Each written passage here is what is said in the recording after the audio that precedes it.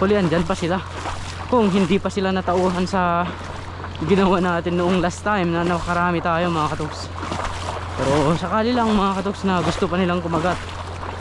Yan, wala pa tayong pain. Dito lang tayo nagpupulot ng pain natin, yung mga ganyan, no? Seaweeds. Ito na. Ayan, seaweeds. So subukan natin to.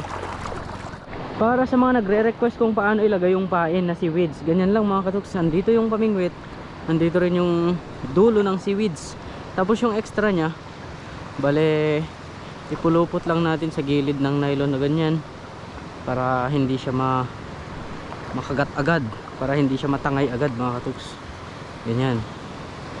So yan, may tendency kasi na ang inuuna nila ay gilid, ay gitna pala bago yung gilid.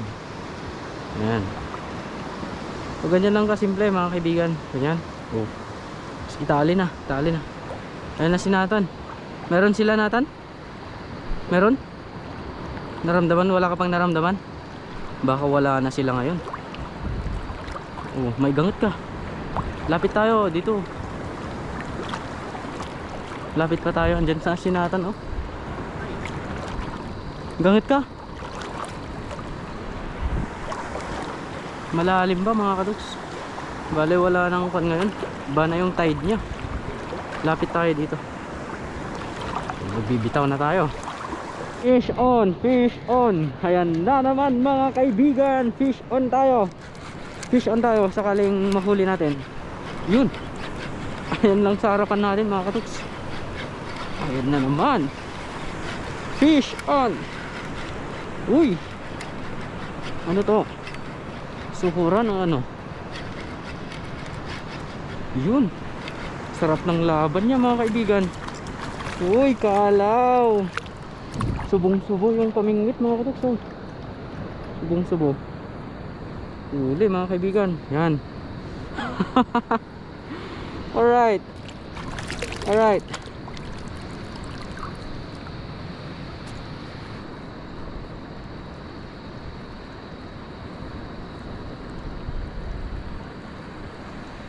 So, tutorial mga katoks kung paano magpain. So, ito lang yung pain ko ngayon. Yan. Andyan yung pamingwit. Binalot-balot ko siya ng seaweeds. Ayan o. Yan. Tapos tong natitira mga katoks, ilapit lang natin. I-con natin sa kanya. Idikit lang natin dito din. I-round din natin sa may pamingwit natin. Yan, ganyan. Tapos iikot natin siya ngayon dito sa may nylon. Yan.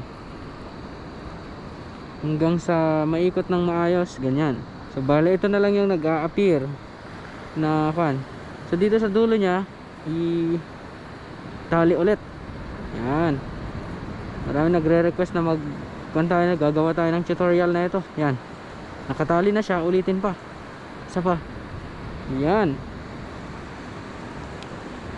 Yun mga katuks. So ganyan na yung labas nya. Andito yung pamingwit sa baba. Ayan, hindi siya nakikita.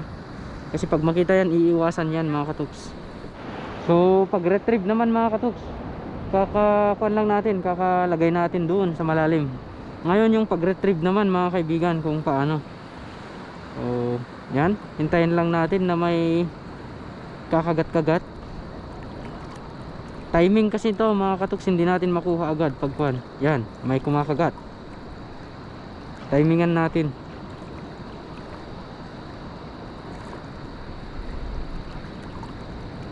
Kaya nala kasing iluwa yung pain natin mga katuks. Yung mga ganitong isda kaya nilang magluwa.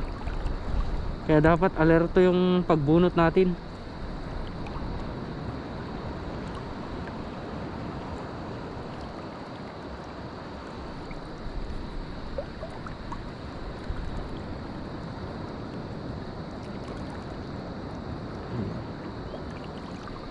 Sana kagatin.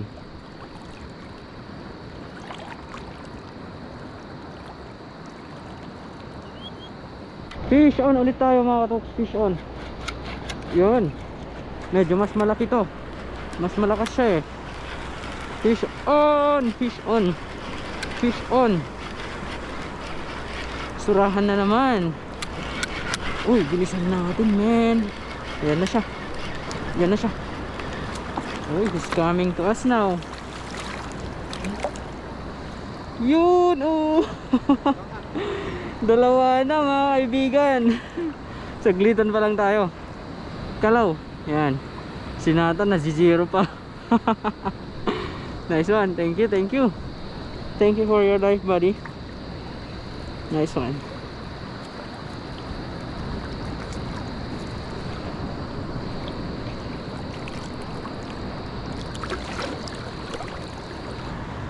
Yan. So pag ganyan kasi na arrangement mga katuks, wala silang choice kundi kagatin talaga yung dulo. Yan, kasi rough na dito sa may gilid, sa may likod. So italin na natin dito lang. Yan, italin na natin dito sa may likod nya. Okay na, ganyan lang siya kasimple mga katuks. Yan, sabay ipaagos natin, kadala natin sa agos mga katuks. Fish on, yan. Eto, fish on na. Uy, natanggal ulit. Natanggal ulit mga katuks. Sorry, hindi na natin mailan. Uy, ay meron pa. Wala na, narak na. Bumaba na yung araw dito sa may part dito sa may Palawi Island. Pababa na siya sa horizon na yan. At it's time mga katuks para uuwi na rin. Meron tayong huli, dalawa. Ito, yan. Hindi man tayo nakarami masyado ngayon, pero solid na to mga kaibigan. See you na lang ulit sa next episode ng ating seaweeds technique mga katuks. Marami pa akong i-reveal na uri ng seaweeds na pwedeng pang huli natin. Hindi lang yung green, meron pa yung aragan, at saka kung ano-ano pa, marami pa.